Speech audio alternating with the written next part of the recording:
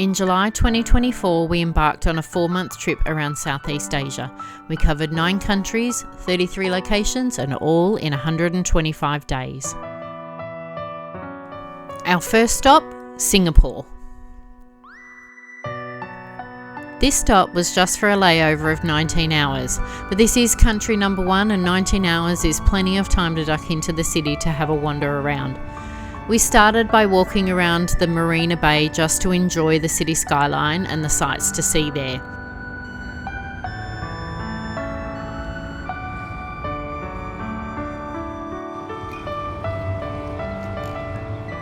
We have been to Singapore before, so we decided not to enter any tourist attractions on this layover.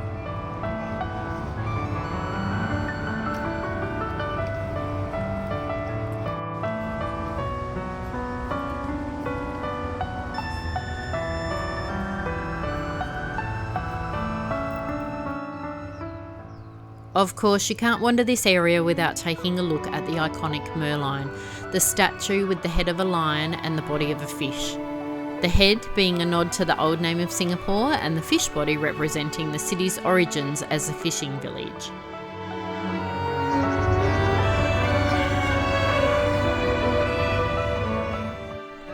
There is lots to look at around Singapore, but now it was time for lunch. We headed to Lu Pasat, which is the oldest hawker centre in Singapore and is celebrating 130 years of service. Last time we came, most of the stores were closed, but today it was bustling and busy. We found ourselves a table and shared a pepper steak and chicken dish with rice.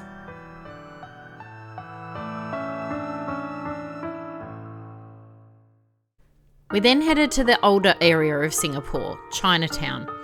These artworks on the buildings were amazing, and the colours of the buildings in this area are a wonderful sight to see.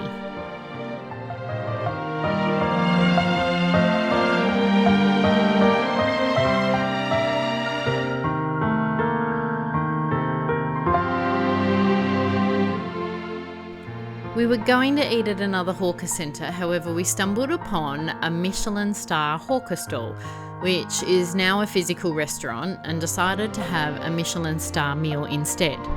It was chicken and rice, which is a Singapore staple dish, but I didn't particularly like it. It was okay. Then it was time to head back to the airport to explore the Jewel shopping centre and experience the rain vortex.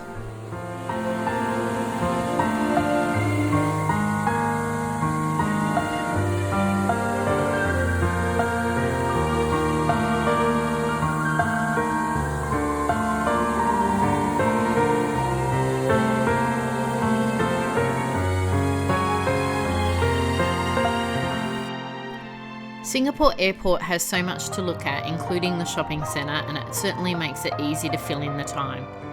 This was a new addition since our last visit that we hadn't seen. I made Anthony stand and watch it for way too long.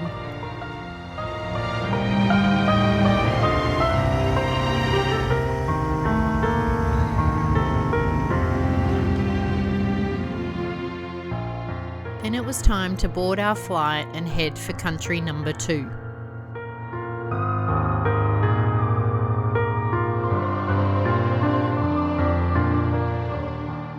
Welcome to Japan.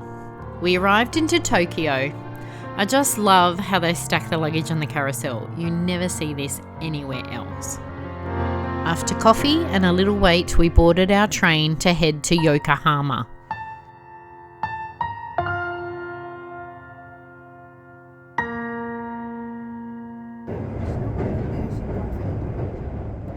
We were tired once we arrived, but worked out how to get ourselves to our accommodation. The room was small, but we had a shower and we grabbed some lunch around the corner, and I went back to rest while Anthony went on a walk. But soon after, he called to say he'd come across a dog market and he'd never seen so many dogs. I contemplated not going, and he said, "You really should see this." So off I went in a taxi, and oh my gosh, what a spectacle. There were dogs in prams and dressed to the nines everywhere.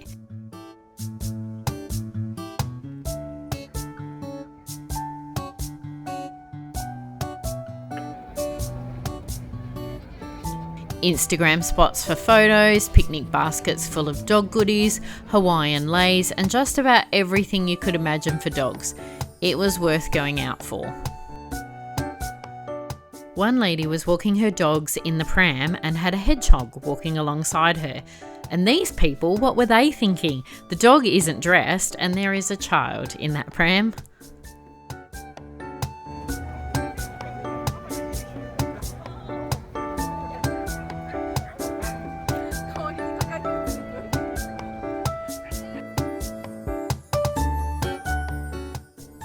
This event certainly made Yokohama memorable.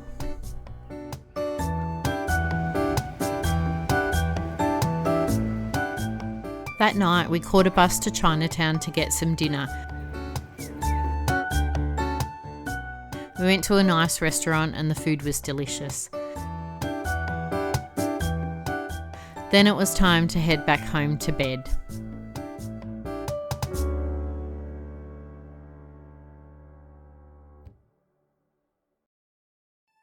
This morning started with coffee, and then we headed off to the Yokohama Cup Museum, which is located right on Yokohama Bay.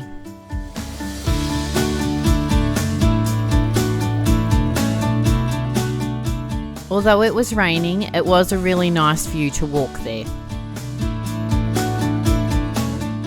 We arrived at the museum and realised we couldn't get tickets to do the Make Your Own Noodle Cup until later in the day. But for the sake of continuity, I've put all the footage here together. We explored the museum to learn all about when cup noodles started and how they are made.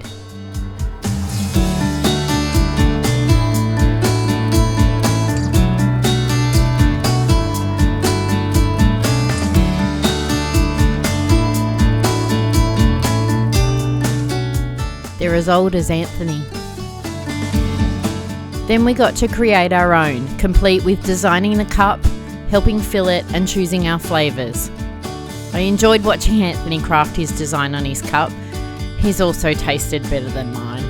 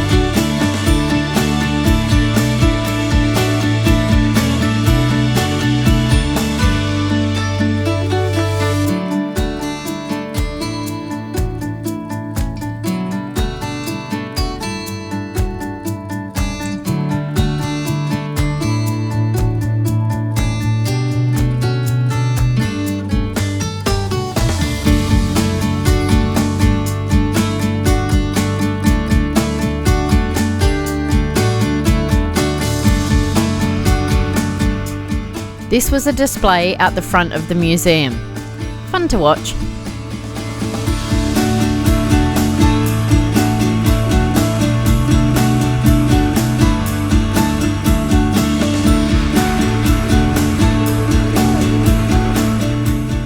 Travelling back in time, while we waited to do the Cup Museum, we had lunch and a look around World Porter's Shopping Centre.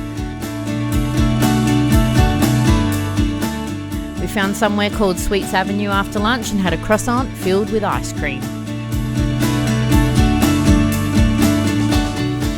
While we'd been inside, the weather had completely changed.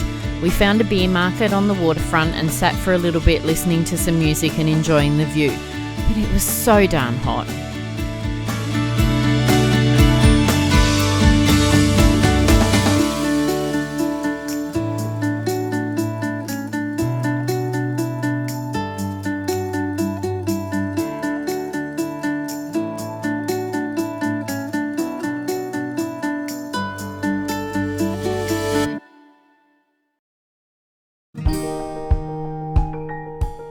Our last activity for today was the Sky Garden up in the landmark building. We went up while still daylight and then stayed so that we could experience the view both at daytime and nighttime. It was fun to see the city come to life under lights.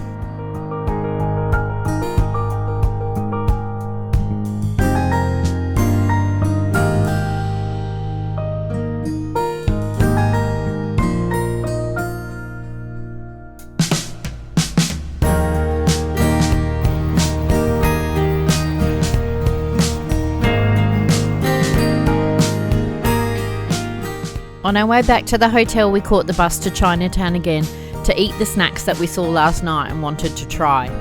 We had Taiwanese fried chicken, a schnitzel as big as my head, soup wontons and sesame balls.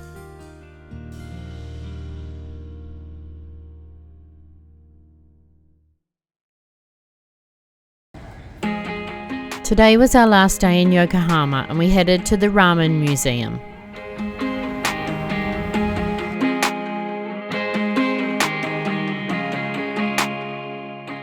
There is a small museum on the ground floor dedicated to teaching you about the history of ramen, and that was okay.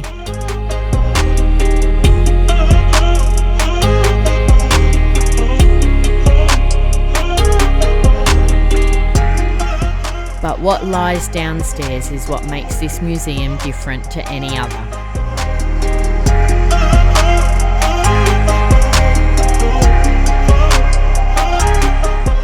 Down these stairs is a replica of some old streets and houses of Tokyo in the 1950s.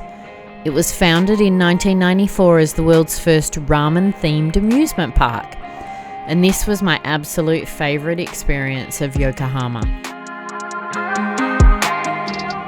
Down here are 7 ramen shops that are showcased in a streetscape replication from the year 1958 Japan.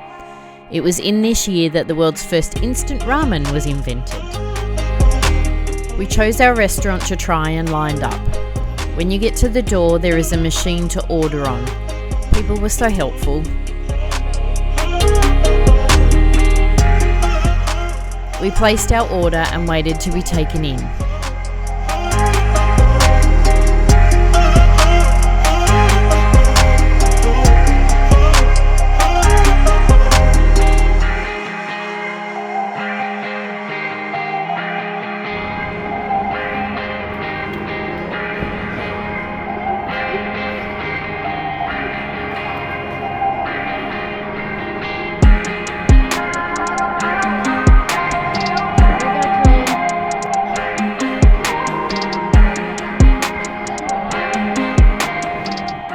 Once in, we got our meals quickly and they were delicious.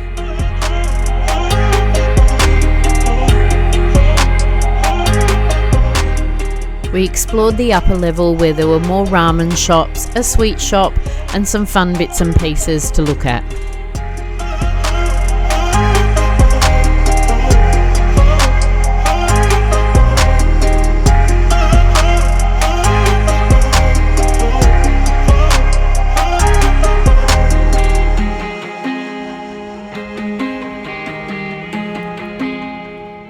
We finished our last day in Yokohama with a harbour cruise. It was an overcast day today, which was lovely as it kept the temperature down.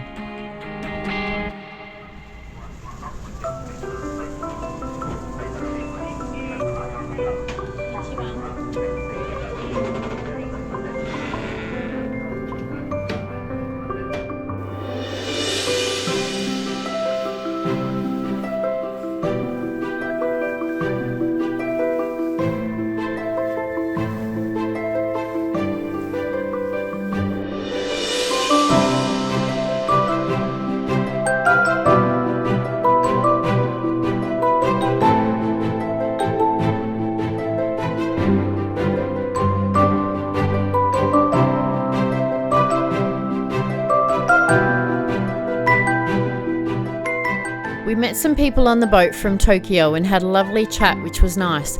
He was American and she was Japanese. It was interesting to talk to them about cultural differences between the 3 countries we represented.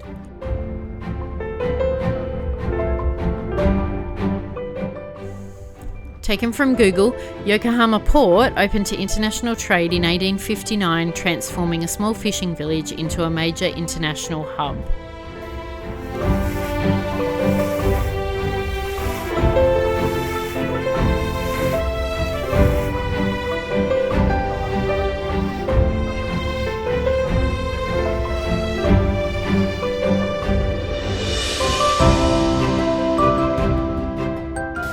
By this time we were hungry. We found this place called Pepper Lunch. It was delicious. The longer you let it sizzle, the better it got.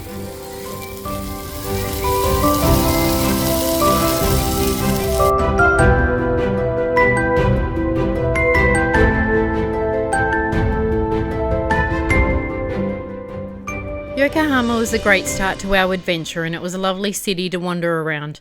It was time to head back to collect our bags, as we needed to make our way to Tokyo to meet up with our children who had been travelling Europe.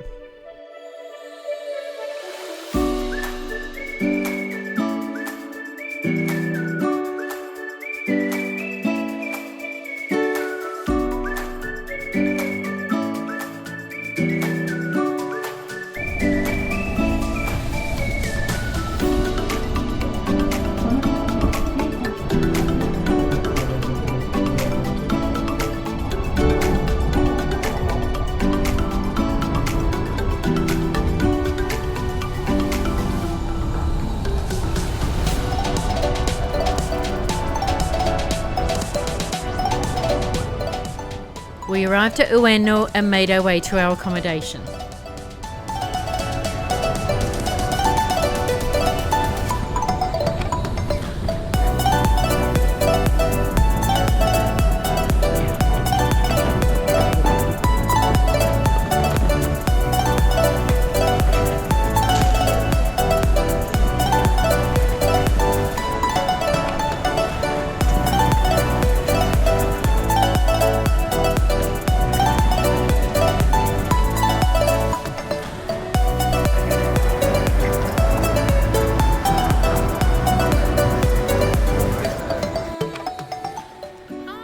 And then they were here. It had been a long 3 weeks not seeing them. They've all got beads. We checked them in and then headed out for something to eat.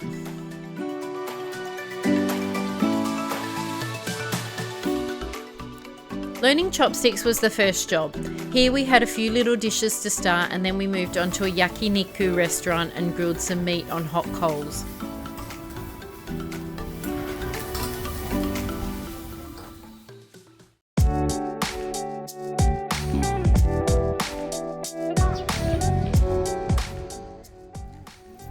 This gorgeous lotus pond is part of Shinobuzu Pond and was right behind our hotel.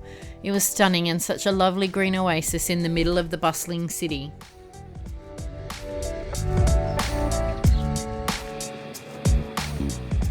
Aren't they beautiful?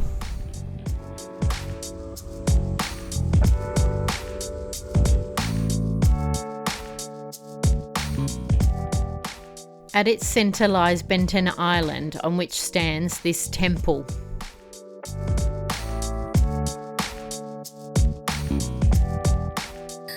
These are Japanese wind chimes, and they're supposed to make you aware of the breeze to make you feel cooler in summer. Not sure they worked for that, but they were certainly beautiful to experience on the boardwalk over the lotus pond.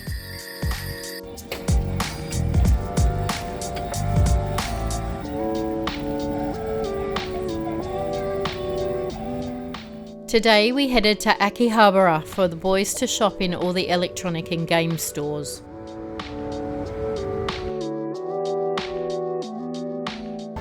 Then no visit to Tokyo is complete without visiting Shibuya Crossing.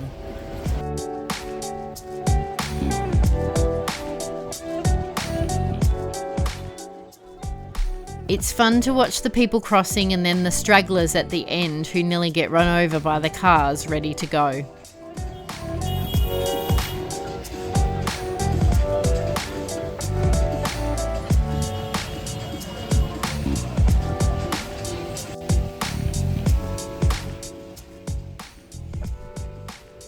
Oops, someone's lost their sunglasses. Let's see if they survive. No. We grabbed ourselves some ramen for lunch and then we headed to Takashita Street in Harajuku. We got to see this naughty little otter outside an otter cafe, but we didn't go in. Excuse me, can I have my dress back? Thank you.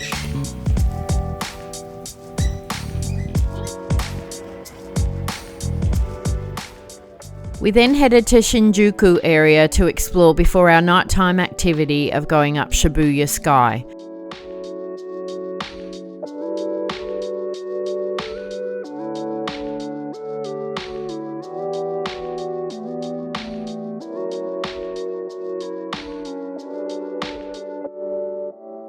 The weather was not great, so the view was limited.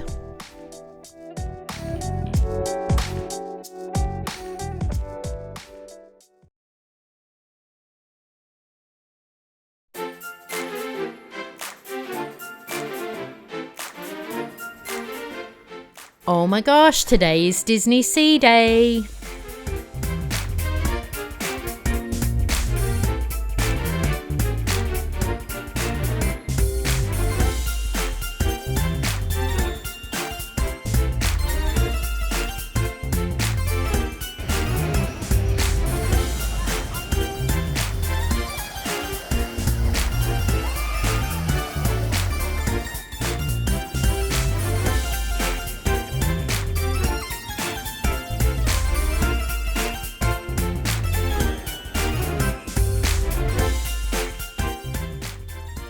We spent the day riding rides, looking at all the wonderful themed decorations, and I enjoyed as much Disney food as I could. I even got myself some Mickey ears and made sure I wore them all day. Here's a 17-second montage of all my selfies.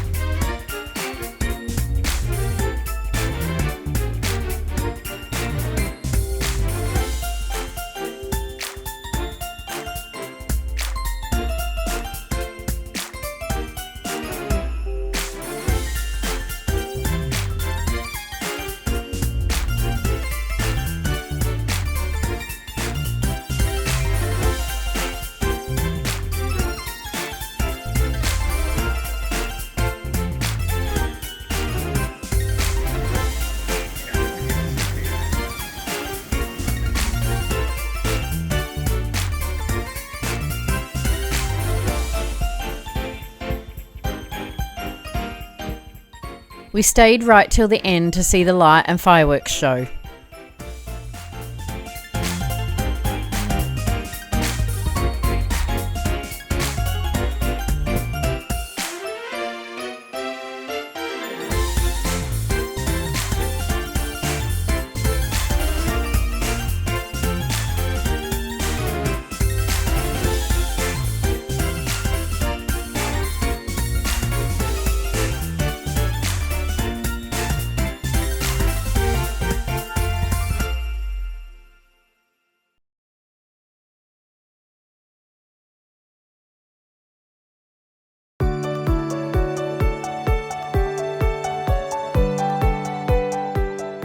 Today was the last day with our boys. They did some last opportunity shopping and we split up throughout the day and did different things.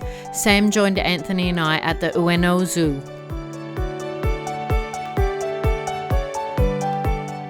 This was a fun little zoo that was very inexpensive to get in, and it was located just behind our hotel. There were lots of different animals to see, but the star was this panda. We were shuffled through in lines and had 2 minutes to witness him lunching on his sugarcane. He was so adorable.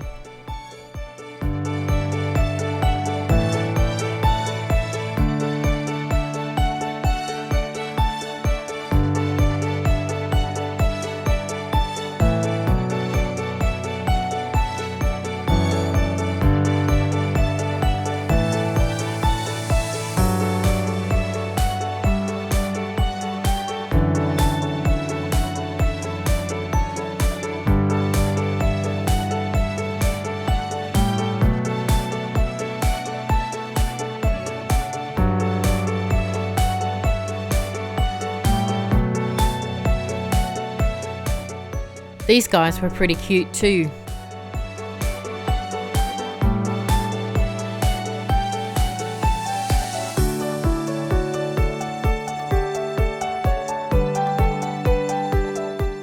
Itchy bum, obviously.